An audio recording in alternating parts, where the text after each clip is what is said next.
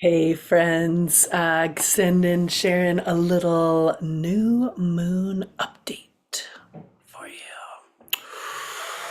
I mean, can we just take a couple breaths together? Just ease it in, breathe it in, just 3 breaths.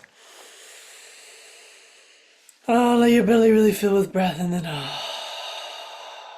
just let it breathe out. 2 more times.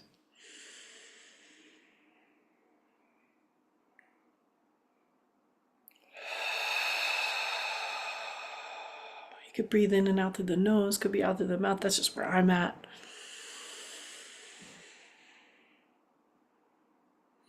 And just let yourself arrive to the space here. It's a week. It's been a couple weeks.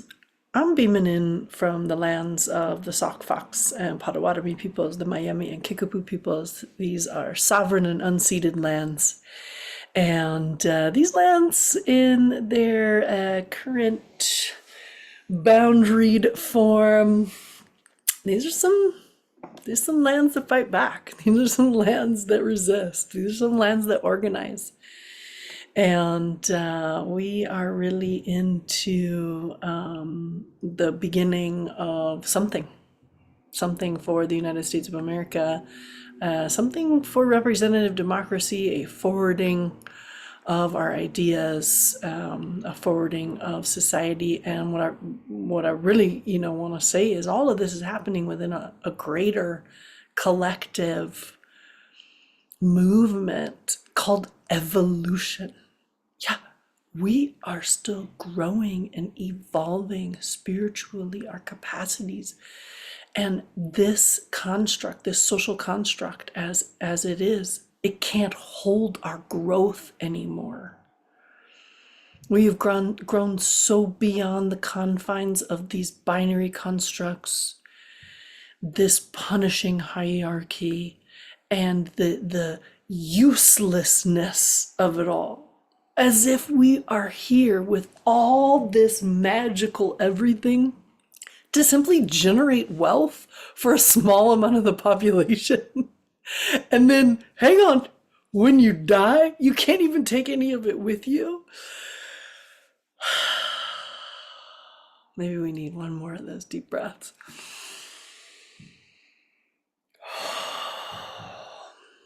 We're coming in to a new moon, a beautiful new moon, a deeply spiritual new moon. And this moon invites us into this intuitive, deeper level development that is available to us. This new moon is exact on Wednesday at like 4:30-ish Pacific time. And it is it is a quiet moon, and a moon that inspires us into the spiritual dimensions of things, which feels like the funniest anchor point, the funniest paradox of the moment right now. Like, how can it be so messy on one end of things, and at the same time we're called into so much spiritual growth and development and healing? And the analogy needs to shift a little bit. I've been talking a lot about hurricanes and storm systems and like being at the outer edges or like hanging out in the center space. Okay, new analogy time. Well, that one still stands, but a little bit different conceptualization, that if you try to solve the paradox, you will just get so confused and tired. Also, if you try to find the neutral point in the paradox, you might get pulled apart. Because in part of this geometry, the edges are continuing to expand, and those are those two sides of these extreme views at the moment. And so if you just simply, stay in apathy, lethargy in the midpoint, you might get pulled apart. Where we want to be now in this beautiful figure 8 symbol is in a dynamic movement and flow in the circle spiral. It's not a time for hiding. It's also not a time for full mobilization. It's still winter. It's still a time for dreaming. It's still a time for resting. But what this is all about is coming together in community and inventorying the resources. Hey, what do you know how to do? Hey, what are you good at? Hey, what do you have to add? Hey, what are your gifts? Hey, what are you working on? You know, how can we help you continue to work on that and hone those sleeping, those dormant gifts? You know, what are you an expert in? What do you dabble in? What's your kryptonite? What are your superpowers? How can we start in the smallest of scales, galvanizing around our mutual aid? Oh, here's something I know. Oh, here's something you know. Here's some identified common needs that we have. Hey, let's start moving on that. I don't know. I think the time of practicing for this has passed. And we are now in a time of fumbling and experimentation. It's a time for soft and gentle action. This is not the big shouty thing, because I hate to break it to you, we're not organized. There's a pretty clear, and I'm kind of riffing not so much about the new moon at the moment, but to be honest with you, about this podcast that I just recorded before we got in here to talk about the moon vibes and connecting community. So whatever, back on the thing though. So as much as I'm not trying to subscribe to binaries and be like, no, we do want to transcend the binaries. That's very exciting. And duality is a language of the earthly game. So we're not trying to bypass duality, but we do want to identify binaries that are just simply not the truth, such as race, such as class, such as gender, such as right way sexual orientation, so on and so forth. Right now, the team that holds the power is highly organized and galvanized around their mission. They don't waver. That team is as bold and emboldened, brazen as ever. And they are called white supremacy. And then there's the other team, which is all of the rest of us. Except we're not galvanized. We're not stitched together. We're not united. And we're not organized around the common goal of mutual aid and models of community care. So you better get ready for your level up. Because we will have to organize around models of community care and mutual aid, because simply the resources will be taken away from you. It is harsh, it is sickening, and it is draconian. It's very Plutonian. So when we want to look for inspiration to what's happening in the collective, we look to the outer planets. Slow moving. Chilling in a house in a sign for a lot of years. That's the collective. The collective doesn't change overnight. Even though the internets and the media will have you out here thinking that everything is changing in every second, all the time. There's so much distraction out here. It is insane. It's okay for you to imbibe in some of the distraction.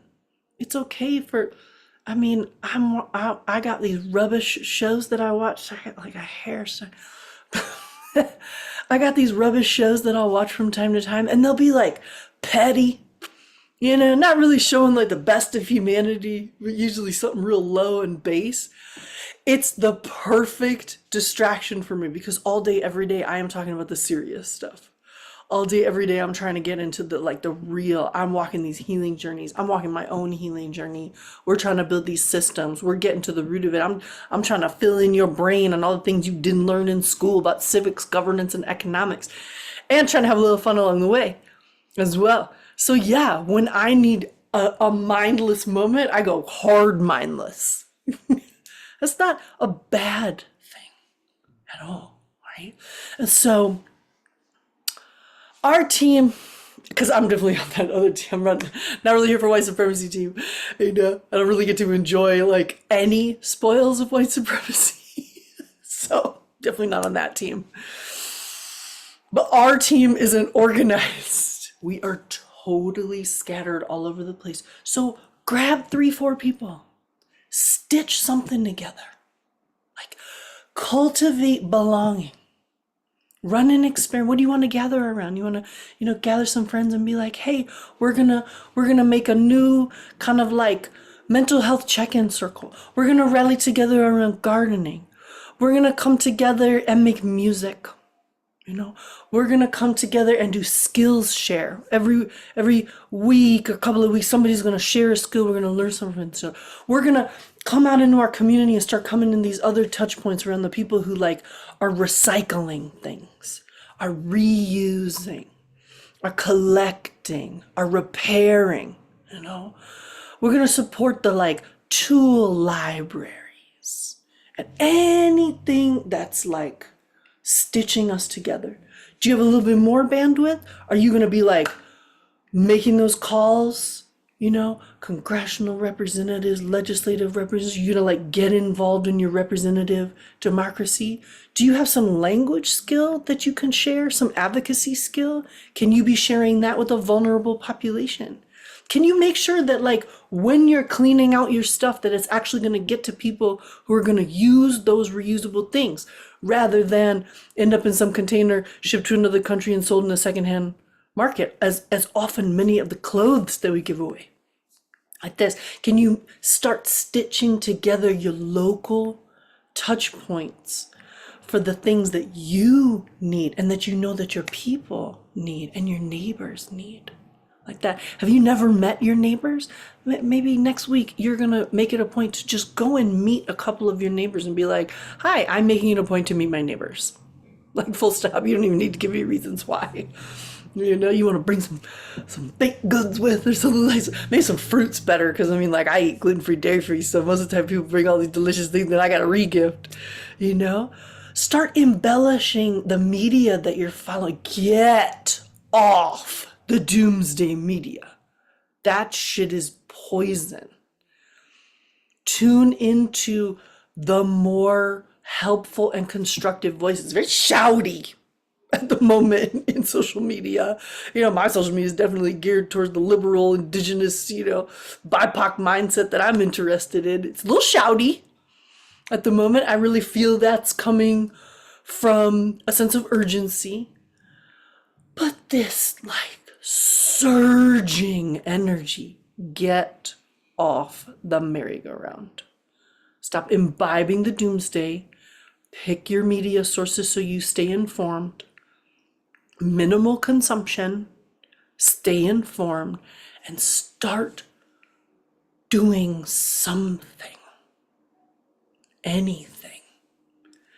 If you are finding yourself stuck in the lethargy, apathy, and I mean like really stuck, we're all experiencing cyclic lethargy, apathy, shame, blame, and the things, but if you are finding yourself really stuck, that's where your active restoration tools come in. That's where your 5 minutes of exercise comes in.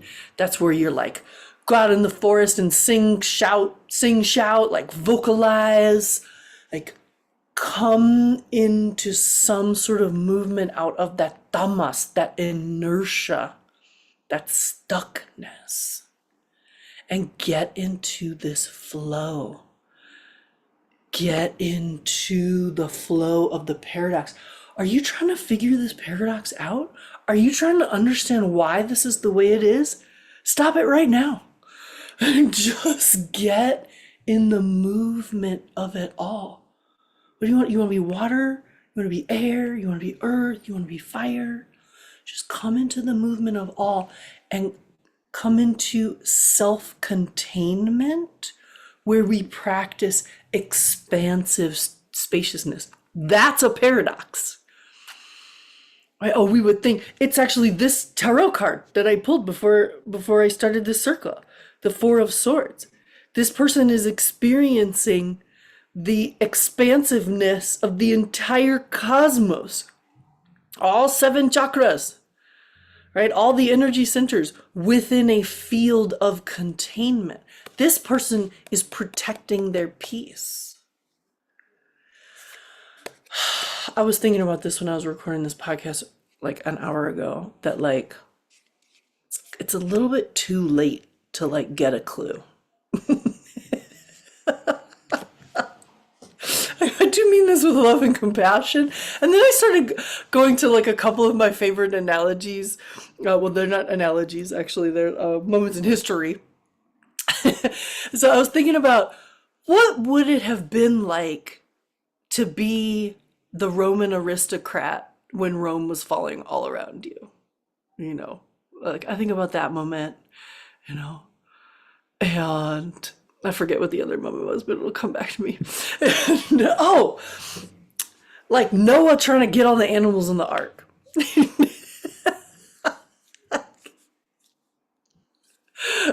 Sometimes I think about like who got on and who didn't, you know, how many had to perish so a few could survive. Like, yes, this is where my silly imagination goes from time to time. Like I'm a historian, right? I'm trying to reach into history for these moments that I can like time travel and tap into. Like, well, what was it like for those ancestors then at a time where it felt like the earth was shaking? The earth isn't shaking unless you are in a seismic zone.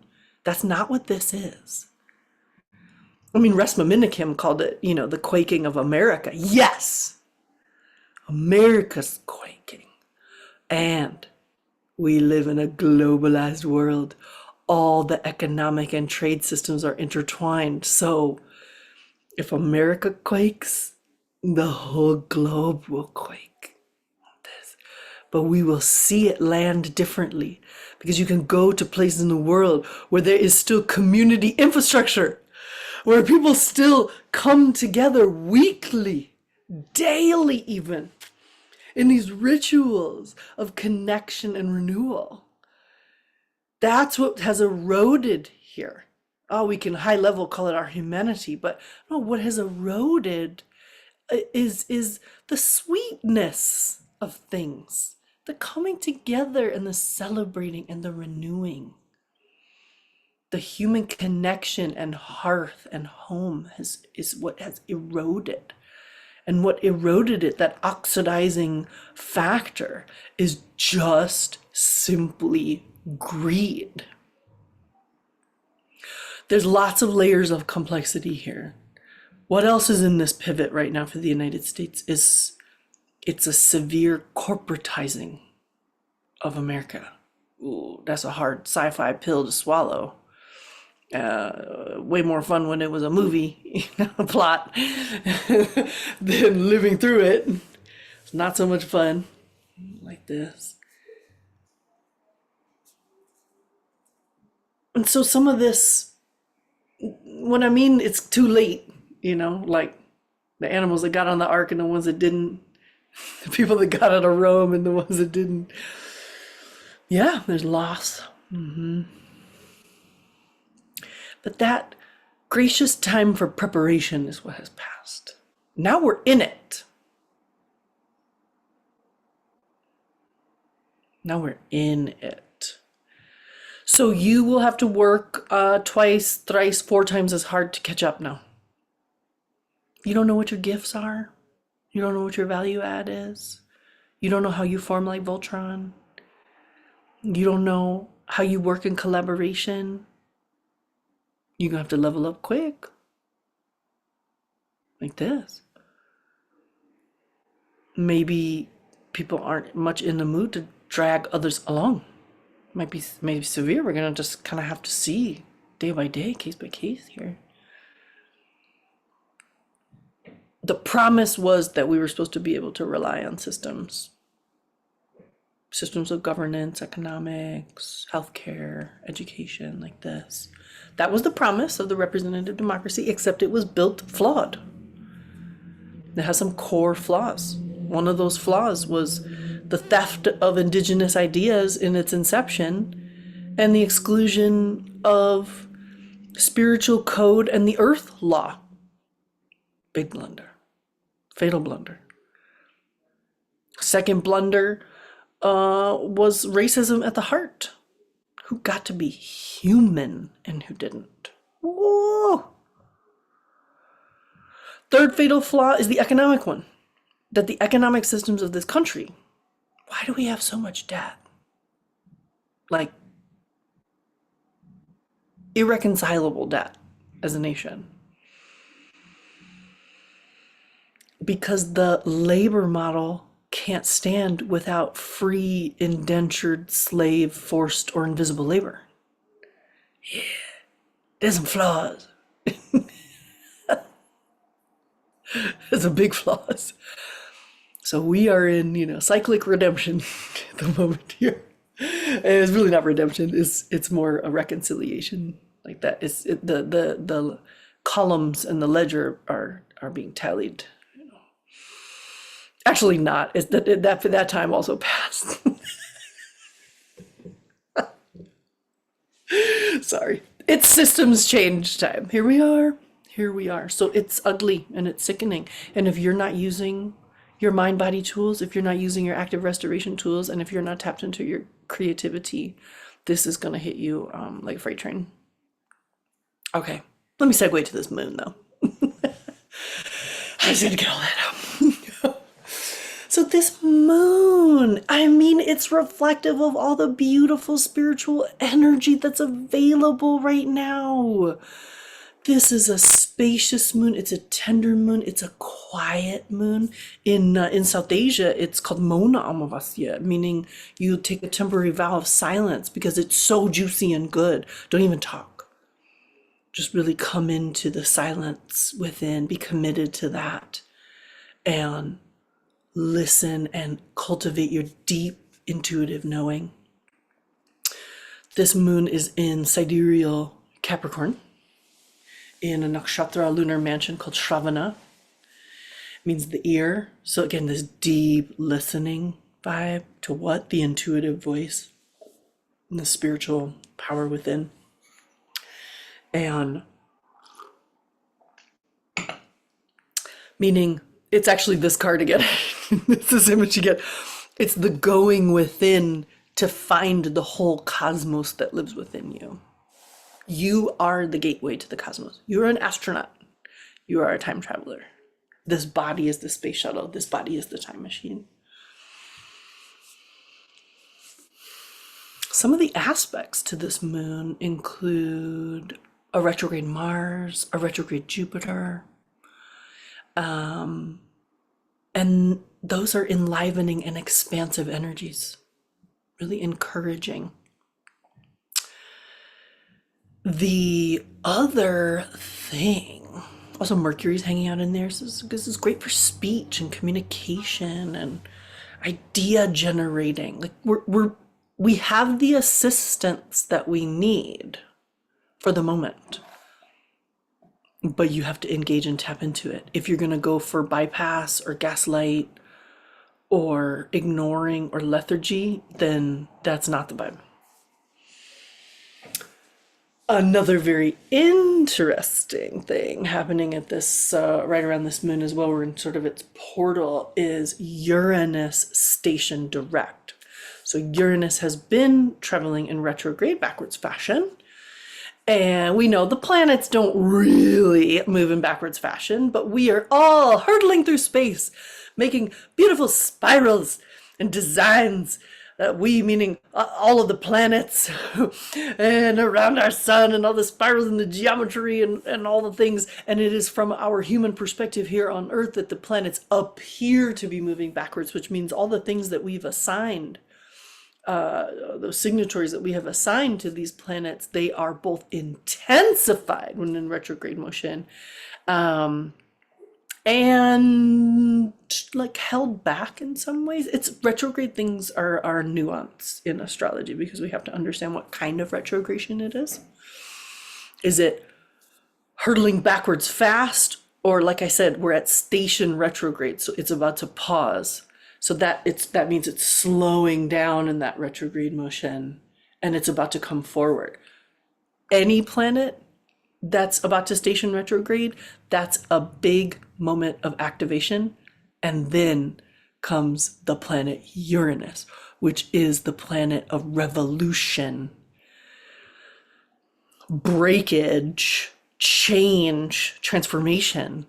So, yeah, Uranus is in the mix at 29 degrees sidereal Aries.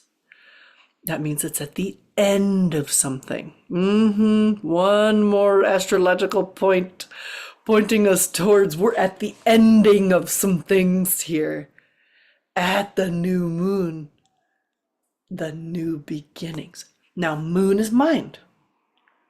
And every new moon, you in your natal chart get a very special opportunity to plant new seeds in an area of your life. That depends on the house and the zodiac sign that the new moon is happening in. So you have to look and see which house sidereal Capricorn lands in. For example, in my chart, it lands in the 9th house of spiritual teachers, pilgrimages, higher education, spiritual teacher, father, yeah, all that good stuff. And I'm preparing to go stay in an ashram for 2 months in a couple of days. So it's like, yeah, duh. Riding that wave, all in that flow, and that was planned how many months ago, right? So it's really kind of fun sometimes to see how the astrology aligns with your own spontaneous decision-making process, when it's conducive, when you're in your flow. This isn't about the astrology happening to me. This is just another language of the ancestors for us to do deeper understanding, interpretation, and meaning making. So Uranus at the end, 29 degrees sidereal Aries, station direct. Don't be surprised. Systems breaking. Ones you like, ones you don't like, ones you need, ones you don't need, ones you rely on, ones you don't rely on. For me, it's so alight today. The executive order funding, freezing all federal funding. Like, wow. That is like beyond painful. Just the amount of suffering that is going to generate for an end game that's just about greed is beyond what my imagination can hold today. And everything that I said leading up to that statement, that's what you put your energy into. That's what you get galvanized around, because there's going to be a lot of people that have not done their preparatory practices. And so this is going to land as complete detriment. This is going to be detriment for many. I travel the globe a lot, thankfully, which means I get to change my geographic perspective all the time. I also get to change my cultural perspective. And the globe cannot believe what is happening here. The globe's idea of America and American democracy and what is enacting in this moment, people just simply can't believe it. How could this be? Yeah. It brings us back around to that historical timeline and history repeating itself and the wounds of the past needing to be healed. This is a time of reconciliation, actually. Let's read a little from Bepin Bihari's Let's get a feel for this moon now, because it's too easy to talk about the problem, but we gotta really, really focus on our small gain solutions. Okay, back on this moon. So Shravana, the zodiac sign that this falls under is Capricorn, sidereal Capricorn. That's ruled by Saturn, and then this sign itself, Shravana, is ruled by the moon. The crazy thing is, within there are 4 little sections that again have additional planetary rulers like that. So there's this fun interplay of the fractal epistemology of this sectioning of the zodiac. It's fun or overwhelming or both at the same time. So the presiding deity here is Vishnu or Hari, and the symbols include an ear and an arrow as well. This is the feel of it is tamasek. It's a place of inertia, and the basic orientation is towards the great silence on which the background subsists the entire scheme of manifestation. It's a quiet place for listening. It's a place for space, which is one of our antidotes of the moment. Actually, this asterism and what it represents is the antidote for the moment. I will continue. And I'm going to skim a little bit here.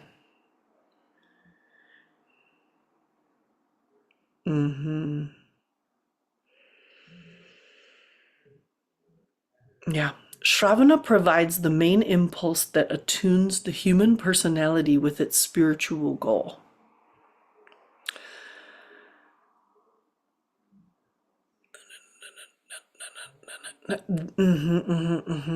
Clarity and vision, clarity of vision and direct perception of cosmic laws depend on these influences, what's channeled here. Here we clarify the perception and alertness that are essential for attuning oneself to the spiritual goal of life. The name Shravana means listening. In every spiritual teaching, the act of listening is given great importance. Skimming, great importance. So Shravana, listening, and Nada, which is like perfection of sound, are 2 aspects of cosmic intelligence which are intimately linked. Nada is the cosmic sound regarded as the primeval silence from which all the forces of creation have arisen. The sound of the silence. Remember that funny one? How do you hear the sound of one hand clapping? That's getting at this. The sound of the silence can only be perceived by self-discipline in the practice of yoga, union wisdom. The perception of the voice of the silence resulting from the annihilation of personality is the result of Shravana, a restful silence. A true listening. The physical basis of this listening is the ear, the symbol assigned to this nakshatra. Whatever preparation is needed for this perspective faculty is the result of Shravana. Now the arrow, one-pointedness. There's a focus here. Lord knows we need this focus because we're so scattered. One-pointedness is an essential requirement for right attention, as described in the Noble Eightfold Path. Represented by an arrow, it's an ancient sign suggesting the substantial amount of preparation by the individual necessary for attaining their spiritual goal. The sign, because Sagittarius is associated with the centaur who's, shooting an arrow. So arrows show up in the astrology in all sorts of different things. But, what we're talking about right here is the peripheral activities get trimmed, and that may be sacrificial. And then that preparation is so the inherent reality of the individual and of the manifestation around them is revealed. So that's this moment. We're seeing this on the collective, where a lot of stuff has to drop off in order for us to get focused. Fortunately slash unfortunately, humans are responsive when they are suffering. They're not responsive when they're placated and in pleasureful states. Maybe we should figure that thing out and get like enjoying the pleasurefulness of it all while understanding the purpose of suffering, not running away from it, embracing it all. You know that's possible. But right now we're just really stuck in the two extremes. So that's the third of four sufferings within this Noble Eightfold Path teaching, Four Noble Truths, the truth of suffering, and the four sufferings that are described in there. My favorite one being the suffering of meeting unpleasant things and not meeting pleasant things. That's a real nuanced one. So Vishnu, or Hari, is the presiding deity of this asterism to the cosmic preservative principle, whose primary function is to harmonize and eradicate all impediments to the growth of the soul. Yeah, last time I checked, capitalism, imperialism is an impediment to the growth of the soul. Full stop. In this role, Vishnu floats on the sea of primeval matter, reclining on the coils of the Shishanaga, the cosmic serpent. He balances all the divergent forces and harmonizes the rough seas of worldly existence. He works to help the evolving soul out of the turmoil and encouragingly guides it along the evolutionary path. In order to guide the soul on its perilous journey, Vishnu creates situations in which the aspirant relinquishes asat, the false, and embraces sat, the true. This radical transformation requires clear perception of one's true nature beyond the veil of ignorance. Under Shravana, one begins to perceive the truth of the manifestation concealed in the illusory appearances. This unveiling results in the tearing of the old and transcending of the hard crust of primeval ignorance. It is always a trying experience. The lordship of Saturn over Capricorn, which contains this asterism, contributes to the hardship. BFF, Saturn is here for your karmic cleanse and growth. Saturn does not care for your comforts, but Saturn's not trying to kill you. Saturn wants you to live a long life so that you can clear up all those karmas. Saturn's not interested in your pleasure at all. And Saturn doesn't mind hanging out with Venus. Everybody likes hanging out with Venus. That's coming up in the astrology. Venus, Rahu, Saturn conjunct. Y'all, it's coming. Oh, good. Okay. So, Shravana is not an asterism of comfort and enjoyment, but one of difficulty and disillusionment. The trying experiences it gives can only be borne with endurance and patience. Yogic teachings give instructions for the necessary psychophysical preparations. On such a path of listening to the pure sound of the cosmos, nada, it is essential to have a sound intellect bestowed by Mercury and good intuitive insight granted by Venus. These allow the individual to seriously set foot on the path and move towards the attainment of their enduring goal. The endurance of personal pain and suffering in order to listen to the cosmic voice without any distortion is possible only with the benediction of a strong Mars. Mars and Venus are coming up because they're part of that little sub 4 section. Before the voice of the cosmic great silence is heard, there must be the persistence of a mongoose and eager intellect of a monkey. But these make the individual isolated from their friends, turn them away from society, and make them live in their own world. This is the life of an outcast. Yet, having gone through these ordeals of Shravana, the individual is ready to function as the human of knowledge. So, I do think the author of that book, Bapin Bihari, definitely pays the homage to Saturn whenever Saturn shows up. Yes, it's a serious time. It is a sober moment. And that's a good thing, because it is time that we sobered up to the realities of things. It is time that truth can come forward. This whole mess, circus, including the campaigns of terror, which are real for people, this isn't the work. That whole section isn't actually the work.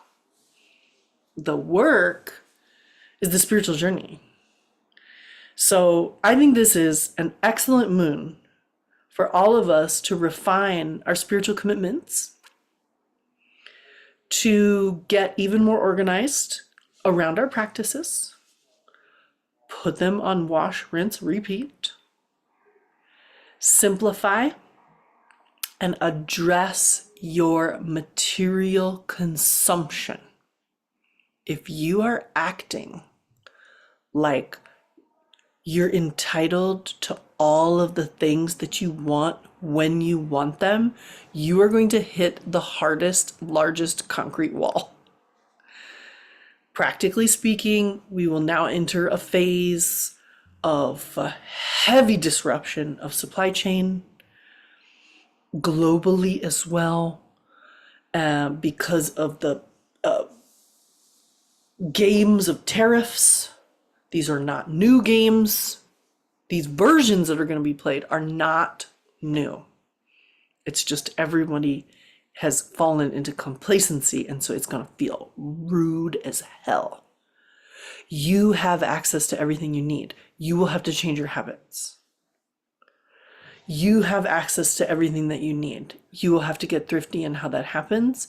And if you keep trying to approach those needs through rugged individualism, that will be a problem. You will have to learn how to build small collectives and work with each other. And that's going to feel amazing. It's going to feel so purposeful and heartfelt. And there'll be a time that we look back at this section and we're like, damn, that was rough. A lot of people suffered and a lot of people were harmed. And look at what we learned. We wouldn't know what we know now if we hadn't gone through that. It is not my wish or choice that we suffer, that people go without, that chains get jerked, that there's a sense of overlord, fascism, authoritarian. Nah, I don't wish that for us. It's not anything I want to experience. But if we link up together, we will have a stronger support system to get through it. What's on the other side? What's the promise? Well, if we go into the Seneca Wolf Clan, Haudenosaunee, Five Nations Confederacy view, by way of Giyuk,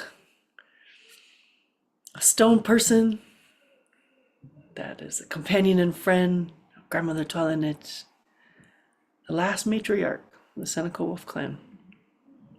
The promise is the fifth world of peace and illumination. I'm pretty sure that illumination has everything to do with our spiritual journey, not the material one. And at the same time, here we are in this paradox. We are utterly earthed right now. I go into the celestials, I go talk with the homies and stuff out there, and they're just like, we're rooting for you. You gotta just get through this. Like, this is the thing right now. There's no special exit realm. There's no celestial arcs to get in. It's all about right here on Earth, right now. And there might be some real wackadoo stuff that comes to light right now. Because Earth is a really special place in the whole of the galaxy.